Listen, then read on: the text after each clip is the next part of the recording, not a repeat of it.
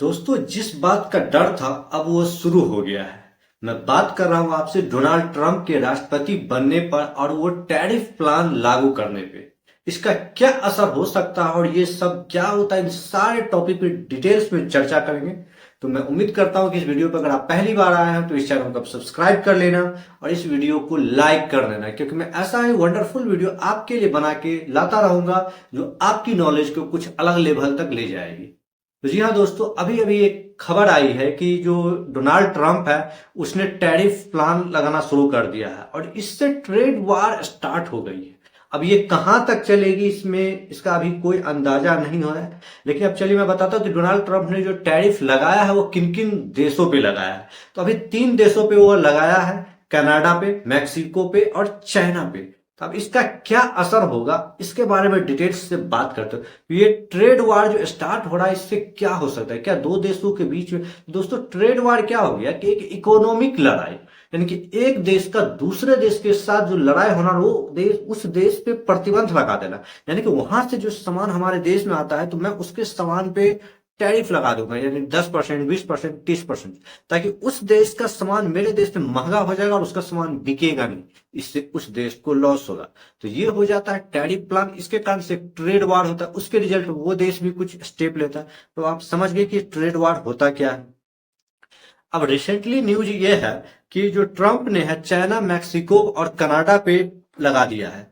तो इंडिया पे अभी वो अवॉइड किया है कि अभी इंडिया को इससे बाहर रखा है। तो अब मैं बताऊंगा कि चाइना पे वो 10% का ट्रेड मतलब लगा दिया है और मैक्सिको पे 25% का, कनाडा पे 25% का। यानी कि इसे मैं एग्जाम्पल के थ्रू आपको बताता हूं कि कनाडा से जो भी सामान यूएसए में बिक रहा है, अगर वो 100 रुपए का बिक रहा है, अब इस पे टैरिफ लग जाने के कारण वो सामान 125 रुपए में हो जाएगा। चाइना का जो सामान 100 रुपए में बिक रहा था, क्योंकि उस पर 10% का टैरिफ लगा था, अब वो सामान वहां 110 रुपए में हो जाएगा। और इंडिया का जो सामान अभी 100 रुपए में चल रहा था वो 100 रुपए में ही होगा। तो इससे कहीं ना कहीं इंडिया को फायदा भी है, क्योंकि यहाँ ये लगा नहीं है। तो इसके जवाब में चाइना, कनाडा और मेक्सिको ने भी कहा है कि हम भी इसका रिजल्ट उसी प्रकार से देंगे जिस प्रकार से अमेरिका ने किया है। और कनाडा ने तो यह भी बयान दे दिया है कि टिट फॉर टैट, जैसे को तैसा। यानी उसने कहा दिया कि हम भी अमेरिका के ऊपर 25% का टैक्स लगा देंगे। यानी कि अमेरिका का जो भी सामान कनाडा में बिकता है अब वो भी 25% का हो जाएगा। तो इसे एक आंकड़े के अनुसार मैं आपसे बात करना चाहता हूं कि यूएसए और कनाडा के बीच 923 बिलियन डॉलर का ट्रेड होता है। ये आप समझिए।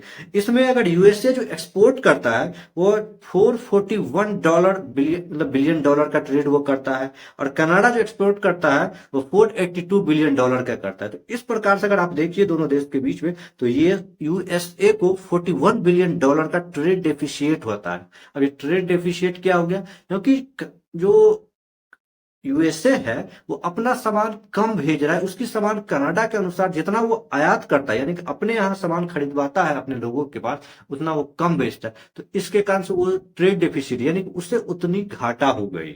इसके जवाब स्वरूप कनाडा ने घोषणा कर दिया है कि अब हम 25% का टैरिफ लगा देंगे अमेरिका के ऊपर। और खासकर उसने यह भी अब कह दिया है, एक प्रॉपर वीडियो भी बनाया है वहां के पीएम ने, कि जो भी कनाडा के लोग हैं वो जहां भी कोई सामान खरीदते तो वो देखे पहले उसका कि वो क्या है, क्या वो मेक इन यूएसए है या मेक इन कनाडा है या मेक इन अदर कंट्री है। तो उसने कहा कि जो भी मेक इन यूएसए उसका पूरी तरीके से बॉयकॉट करे, उससे कोई सामान ही ना खरीदे। बल्कि आप यह ध्यान रखें कि जो ज्यादा फोकस करे कि मेक इन जो कनाडा है उससे आप खरीदें, या फिर उसके अपेक्षा दूसरा कोई देश है उससे आप लीजिए।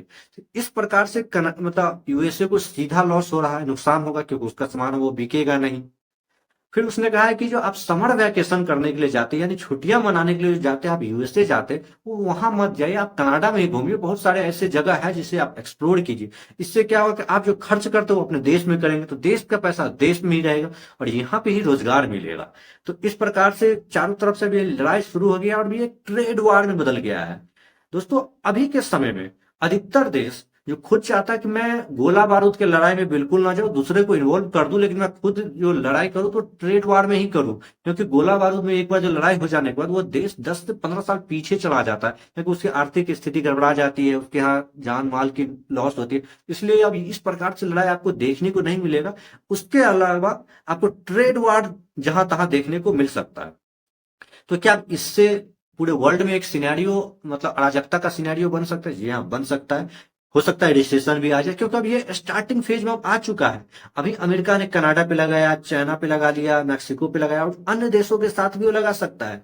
और रही इंडिया की बात, तो इंडिया को अभी वो अवॉइड किया, इंडिया के बारे में उसने अभी ऐसा कुछ नहीं बोला है।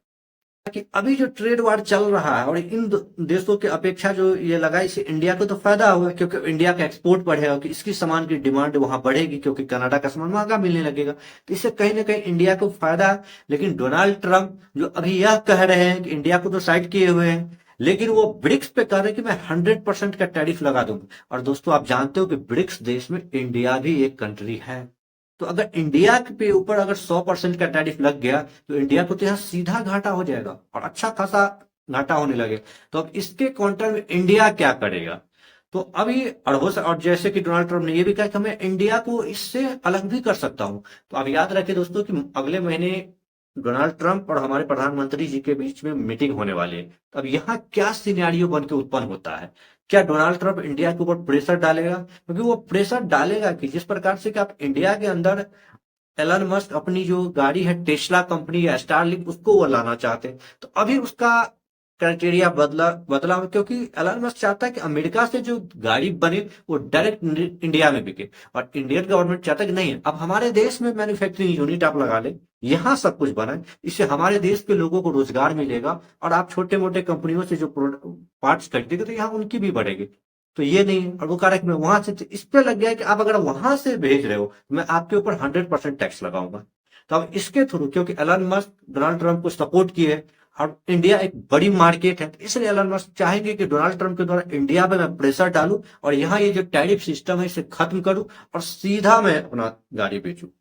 तो अब ये देखते हैं कि डोनाल्ड ट्रंप और ये मोदी जी के बीच में जो मीटिंग होता है वो पे क्या सिनेरियो बन के आती है, और इंडिया को इससे एग्जम्प्ट मिलता है, या इंडिया किस प्रकार से डोनाल्ड ट्रंप को मना लेते हैं, या फिर इंडिया के ऊपर 100% का टैरिफ लग जाता है। क्योंकि अगर ऐसा हो गया तो फिर हमारा देश और घाटे में जाने लगेगी।